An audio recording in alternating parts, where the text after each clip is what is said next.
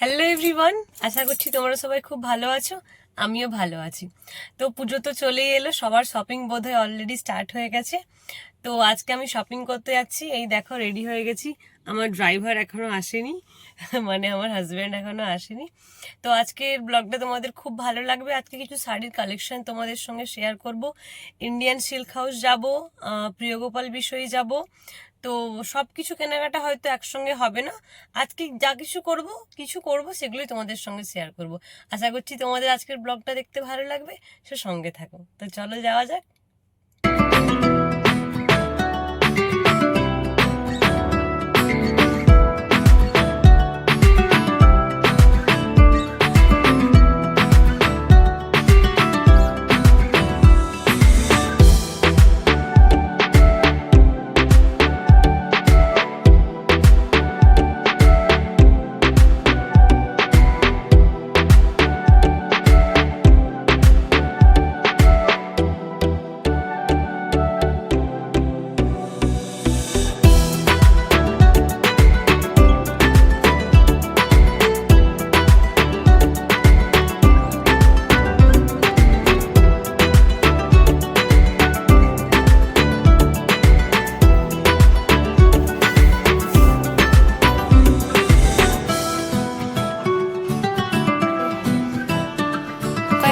কয়েকটা শাড়ি দেখ।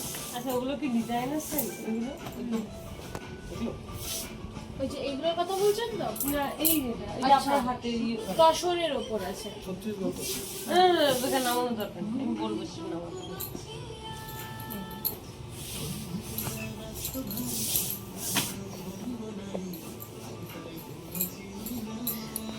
এটার প্রাইস কত? এটা যেমন নর্মাল কিছু কি এর নামটা কি? আর্মি সিল্ক আছে এটা। এটা একটা পয়েন্ট কাঞ্জিভরমের ওপর।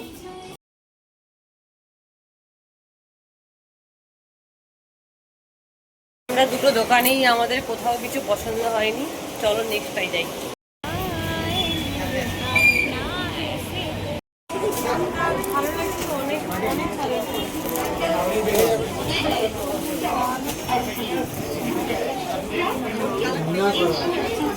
সুন্দর লাগছে ভাই, সুন্দর লাগছে। কোথাও পছন্দ হচ্ছে না। ঘুরছি গাইস, ঘুরছি।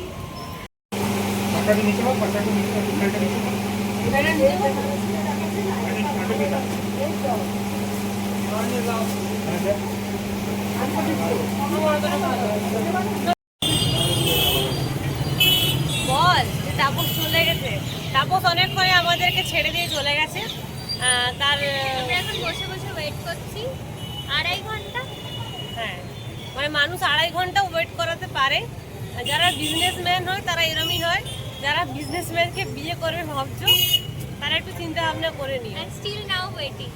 হ্যাঁ, মানে ওইরকম তোমাকে নিয়ে বেরোবে, দিয়ে মাঝ রাস্তায় ছেড়ে দিয়ে মিটিংয়ে চলে যাবে। আর এটা তোমাকে ট্যাকল করতে হবে। এই আমার কিউটি পাইটা ছিল, তাই আমি বেঁচে গেছি। তো তোমাদের জীবনে একটা করে কিউটি পাইও রাখবে।